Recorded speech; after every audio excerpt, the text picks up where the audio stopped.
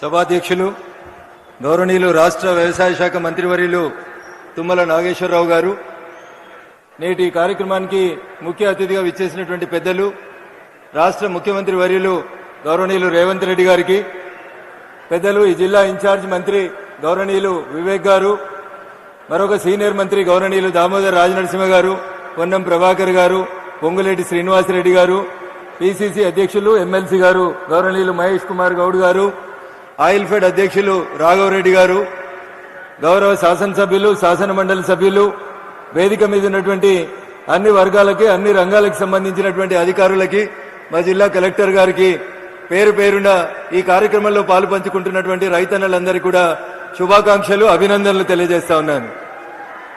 ఎద్దేడిచిన యువసం రైతేడిచిన రాజ్యం బాగుపడదని, తెలంగాణ రాష్ట్రం వస్తే తెలంగాణ రాష్ట్రంలో రైతన్నల కష్టాలు గోసలు తీరుతాయని, ఈ ప్రాంతం సస్యశ్యామలంగా మారుతుందని అనేక ఆశలు కలలు కన్నాం. ముఖ్యమంత్రి గారు వచ్చినారు కాబట్టి ఒక 2 నిమిషాలు మా సిద్దిపేట జిల్లా సమస్యలు. మనం కూర్చుంటున్నటువంటి ఈ ప్రాంతానికి పక్కనే కొండపాక అని ఒక మండలం ఉంటుంది. ముఖ్యమంత్రి గారు తపాసుపల్లి అనే రిజర్వాయర్ నుంచి నీళ్లు తీసుకొచ్చి గజ్వేల్ శాసనసభ నియోజకవర్గ పరిధిలో ఉన్న అన్ని గ్రామాలకి నీళ్లు ఇస్తామని చెప్పి తపాసుపల్లి రిజర్వాయర్ ని ప్రారంభించి కొండపాక మండల పరిధిలో ఉన్నటువంటి బందారం, ఇతర గ్రామాల ఒక 8 గ్రామ పంచాయతీలు, చివరిగా ఉన్నటువంటి గ్రామ పంచాయతీలకి 10 సంవత్సరాల నుంచి నీళ్లు ఇవ్వట్లేదు. గత 1.5 ఇయర్ నుంచి నేను ఎంపీ కలిసిన తర్వాత నీటిపారుదల శాఖ మంత్రికి కొన్ని రిప్రజెంటేషన్స్ ఇచ్చినప్పుడు కొంత ఫైల్ కదిలింది. దయించి అందరికీ నీళ్లు వచ్చినాయి. చుట్టూ కొండపాక మండలంలో ఉన్న ఒక 8 గ్రామాలకి తపాసుపల్లి రిజర్వాయర్ నుంచి నీళ్లు వచ్చేలాగా చూడాల్సిందిగా గౌరవ ముఖ్యమంత్రి గారికి ఈ సందర్భంగా విజ్ఞప్తి చేస్తా ఉన్నాను. పిసిసి అధ్యక్షులుగా మీరు, అప్పటి భారతీయ జనతా పార్టీ రాష్ట్ర ప్రధాన కార్యదర్శిగా నేను మల్లన్న సాగర్ ప్రాజెక్టు నిర్మాణం జరుగుతున్నప్పుడు మేము ఆ ప్రాంతంలో ఉన్నటువంటి పల్లెల్లో నిద్ర చేసి మల్లన్న సాగర్ పూర్తయితే దుబ్బాక శాసనసభ నియోజకవర్గంలో ఉన్నటువంటి ప్రతి పొలానికి నీళ్లు వస్తాయని, నష్టపోయినటువంటి రైతన్నకి నష్టపరిహారం సరైన రీతిలో అందిస్తామని చెప్పి ఆ రోజు ప్రతిపక్ష నేతలుగా మేమందరం కొట్లాడడం జరిగింది. ప్రాజెక్టు నిర్మాణం పూర్తయింది. కానీ ఏ దుబ్బాక నియోజకవర్గం అయితే మల్లన్న సాగర్ 50 టీఎంసీల నీళ్లు కట్టడానికి భూమిని కోల్పోయిందో, ఆ దుబ్బాక శాసనసభ నియోజకవర్గంలో ఇంకా చాలా గ్రామాలకి కాలువలు రాలేదు, చెరువుల ద్వారా నీళ్లు అందించడం జరగట్లేదు. కాబట్టి దయచేసి ఈ 2 రిజర్వాయర్లకు సంబంధించినటువంటి అంశాన్ని ఇప్పుడు నేను మీకు ఒక రిప్రజెంటేషన్ ఇస్తా ఉన్న ముఖ్యమంత్రి గారు హైదరాబాద్ వెళ్లిన తర్వాత దయచేసి నీటిపారుదల శాఖ మంత్రితో మాట్లాడి మాకు ఈ 2 రిజర్వాయర్లకు సంబంధించినటువంటి నీటి కోస తీర్చాలని, మొదటిసారి మీరు సిద్దిపేట జిల్లాకి, సిద్దిపేట ప్రాంతానికి మొదటిసారి వచ్చినారు కాబట్టి ఈ ప్రాంత రైతన్నుల కష్టాన్ని మీ దృష్టికి తీసుకొస్తా ఉన్నాం. ఇకపోతే ఈ రోజు కార్యక్రమం రైతన్నులకు సంబంధించిన కార్యక్రమం. ఆయిల్ ఫెడ్ మనం పెట్టుకోవాల్సినటువంటి పామ్ ఆయిల్ మొక్కలకు సంబంధించి మొట్టమొదటిసారిగా తుమ్మల నాగేశ్వరరావు గారు ఖమ్మం జిల్లాలో ఈ పంటని బాగా అభివృద్ధి చేస్తా ఉన్నారు.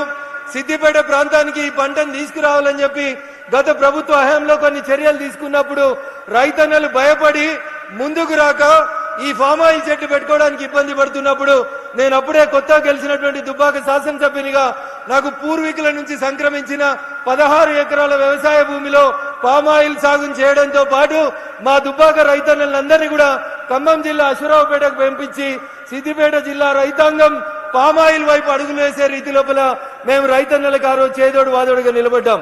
అటు భారత ప్రభుత్వం, ఇటు రాష్ట్ర ప్రభుత్వం పూర్తిగా పామాయిల్ మొక్క దగ్గర నుంచి మొదలుకొంటే పంట వచ్చే 4 సంవత్సరాల దాకా భారత ప్రభుత్వం ఒక రైతుకి 1 ఎకరాకి 4,200 రూపాయలు నగదు ఎట్లయితే ఈ రాష్ట్ర ప్రభుత్వాలు రైతు బంధు, రైతు భరోసాలు ఇస్తా ఉన్నాయో అదే రకంగా పామాయిల్ వేసుకున్న ప్రతి రైతుకి 4 సంవత్సరాలు పంట వచ్చేలోపు ప్రతి ఒక్కరికి ఎకరాకి 4,200 రూపాయలు ఇస్తూ భారత ప్రభుత్వం ఈ పంటను ప్రోత్సహిస్తా ఉంది. అన్న చాలా మంది వేసిర్రు, ఇంకా మేము వేయాలన్నా? ఇప్పటికే తుమ్మల గారు తెలంగాణలో 3 లక్షల ఎకరాల్లో వేసిర్రని చెప్తున్నారు. ఇంకా మేము వేస్తే పామ్ ఆయిల్ పంటకి రేట్ వస్తుందని చాలా మంది రైతులు గ్రామాలకు పోయినప్పుడు అడుగుతా ఉన్నారు. దీనికి నక్కల భయం లేదు, కుక్కల భయం లేదు, అడవి పందుల భయం లేదు, అతివృష్టి భయం లేదు, అనావృష్టి భయం లేదు, దొంగలు ఎత్తుకపోరు.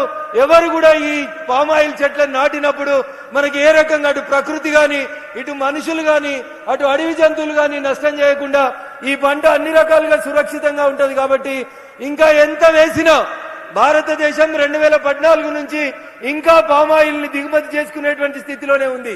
కాబట్టి మనం ఈ రాష్ట్రంలో ఇప్పుడు ఉన్నటువంటి 3 లక్షల ఎకరాల పామాయిల్ సాగుని 10 లక్షల ఎకరాలకు విస్తరించిన రాష్ట్ర ప్రభుత్వం కేంద్ర ప్రభుత్వం పామాయిల్ సాగుని ఎంకరేజ్ చేస్తుందని మీకు కావలసినటువంటి డబ్బులు పూర్తి స్థాయిలో అందిస్తుందని ఈ సందర్భంగా తెలియజేస్తూ రైతన్నల్ని క్రాప్ డైవర్షన్ వరకు క్రాప్ ఎప్పటికీ వరి నీళ్ళు వచ్చినాయి కదా అని వరి పంట వేసే బదులు పంట మార్పిడి విధానం వైపు రైతన్నలు ముందుకెళ్లాలని కోరుకుంటూ హార్టికల్చర్ సెరికల్చర్ తో పాటు పామాయిల్ సాగులో కూడా రైతన్నలు మరింత నైపుణ్యం సాధించే రీతిగా వ్యవసాయ శాఖ అధికారులు ముఖ్యంగా మంత్రి తుమ్మల గారు పడుతున్నటువంటి కష్టానికి మనందరం కూడా వారిని అభినందిస్తూ ప్రతి రైతు పామాయిల్ సాగులో ముందడుగు వేయాలని చెప్పి కోరుకుంటూ ఈ జిల్లా సమస్యలు మరికొన్ని ఉన్నాయి ముఖ్యమంత్రి గారు వాటిని రాతపూర్వకంగా మీకు అందించాలనుకుంటున్నాం.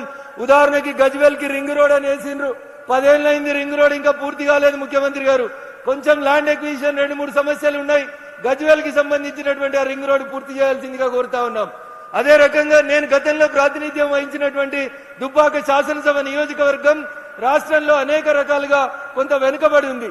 భవిష్యత్తులో ఏమైనా పరిశ్రమల్ని మంజూరు చేయడానికి అవకాశం ఉంటే దుబ్బాక శాసనసభ నియోజకవర్గాన్ని మీరు ఎట్లయితే కొడంగల్ వైపు ప్రతి అంశాన్ని మీ వైపు డ్రైవ్ చేసుకుంటా ఉన్నారో అట్లే మా దుబ్బాక వైపు కూడా ఓ కన్నుంచాలని దయచేసి కుడి చేయి కొడంగల్ అయితే ఎడమ చేయిని కనీసం దుబ్బాక వైపు చూపించాలని ఈ వేదిక ద్వారా గౌరవ ముఖ్యమంత్రి గారికి విజ్ఞప్తి చేస్తూ కొన్ని రోడ్లు కొన్ని కాలేజీలు మీకు వినతి పత్రం అందజేస్తా ఉన్నాం.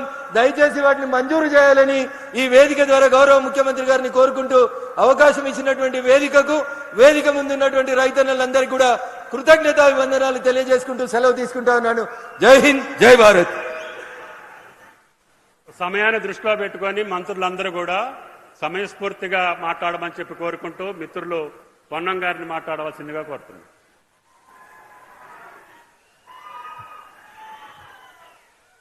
వేదిక మీద ఉన్న పెద్దలు, రైతు పక్షపాతి గౌరవ ముఖ్యమంత్రి గారు, పిసిసి అధ్యక్షులు మహేష్ గౌడ్ గారు, సభాధ్యక్షులు తుమ్మల